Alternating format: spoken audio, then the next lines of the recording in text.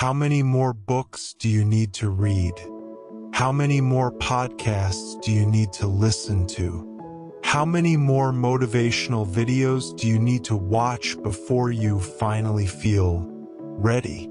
We live in an age of infinite information, a golden era for the perpetual student.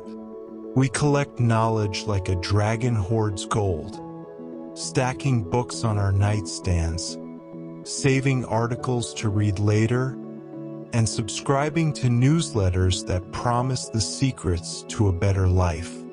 We build beautiful, intricate maps of the territories we one day hope to explore. We sharpen our swords, polish our armor, and study the strategies of ancient battles. We become experts in the theory of living, and in doing so, we create the most comfortable, sophisticated, and socially acceptable form of procrastination ever invented. This is the great trap of modern self-improvement. It provides the illusion of progress without any of the risks of action. Reading about courage feels safe. Being courageous in the real world is terrifying. Studying the principles of a good life is comforting. Actually living one is messy, difficult, and filled with the possibility of failure. And so we wait.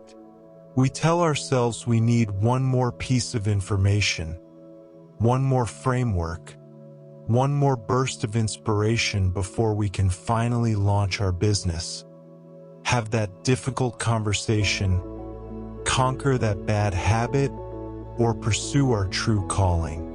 We are building a magnificent ship in a bottle, perfect in every detail, that will never feel the kiss of the sea. But the Stoics, those brutally pragmatic philosophers of the ancient world, would see this not as a virtue, but as a tragedy. Marcus Aurelius, the emperor who spent his life not in a library but on the battlefield, would look at our endless preparation with a stern and urgent gaze. He would see a soldier endlessly polishing his shield while the battle rages just outside the tent, and he would issue a stark and uncompromising command: the time for study is over. The time for action is now. Stop preparing to live and simply begin to live. Your life is not a theory to be perfected. It is an arena that demands your presence. Actively engage in your own salvation. Do not be distracted by the fate of others. You will not be reading your own notes, the deeds of the ancient Romans and Hellenes, the excerpts from writers which you were setting aside for your old age. Hurry then to your own purpose, and leaving vain hopes aside, help yourself, if you care at all about yourself as you can. Marcus Aurelius Meditations. The purpose of our reading and learning, the entire goal of philosophy, is to help us in our quest for a good life and a good death. At some point, we must put the books aside and begin to act. As Seneca said, words become deeds. There is an old saying, a scholar soldier is a spoiled soldier. The implication is that study softens the warrior, that theory is the enemy of action. But the Stoic ideal rejects this false dichotomy. We must be both. We must be the educated soldier, the philosopher in command. We must possess the wisdom to know what is right and the courage to actually do it. That is the challenge that lies before you. Move forward, move on. The next book is not the answer. The answer is in making the right choices and the right decisions in the here and now. It's in the application, not the accumulation, of wisdom. We fall in love with the idea of a library for our old age, a time when we will finally sit down and synthesize all we've learned. But this is a dangerous fantasy. It treats life as if it has two acts, a long dress rehearsal and a short final performance. The Stoics warn that there is only one act, and you are in the middle of it. The curtain is already up. The modern world bombards us with the tools of preparation. We can spend a lifetime consuming how-to content, watching tutorials, and listening to experts, all without ever taking a single meaningful risk. This consumption gives us a satisfying hit of dopamine, the feeling of potential without the pain of practice.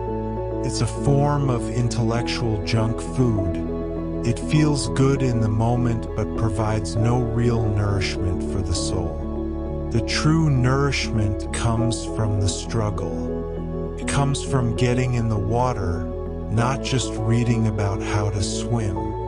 It comes from picking up the hammer and nails, not just memorizing the blueprint. Philosophy, for the Stoics, is the ultimate practical art, the technique of building a life. The principles are the tools, but your daily choices are the raw material. So, what is your battle? What is the specific arena in your life that is calling for your courage? Is it the business you've been dreaming of for years but are too afraid to start?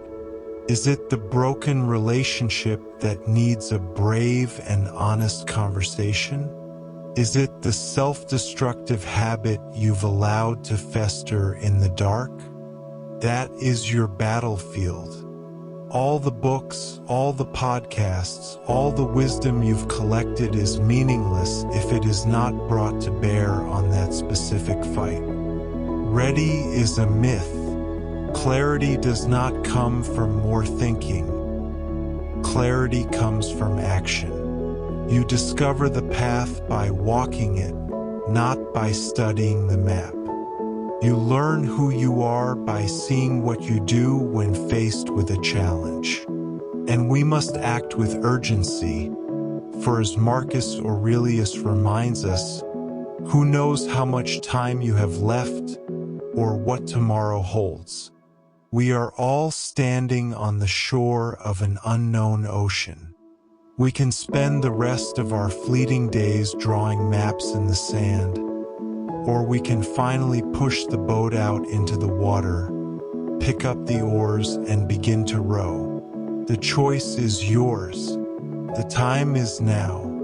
The library of the unlived life is the most tragic place in the world. It is filled with shelves of books that were meant to be written, canvases that were never painted, businesses that were never launched, and words of love that were never spoken. It is a monument to potential, a quiet testament to a life spent in the waiting room. The person who resides there at the end of their days is not a fool. They are often a genius. They are surrounded by knowledge, wisdom, and perfectly crafted plans. They can tell you everything about the journey. They have simply never taken the first step. This is the fate that the Stoics implore us to avoid. To them, a life of unapplied wisdom is the greatest sacrilege. If you are ready to step out of the library and into the arena, I invite you to subscribe to our channel. This is not a place for passive learning, but a training ground for a life of action. Let's walk this path together.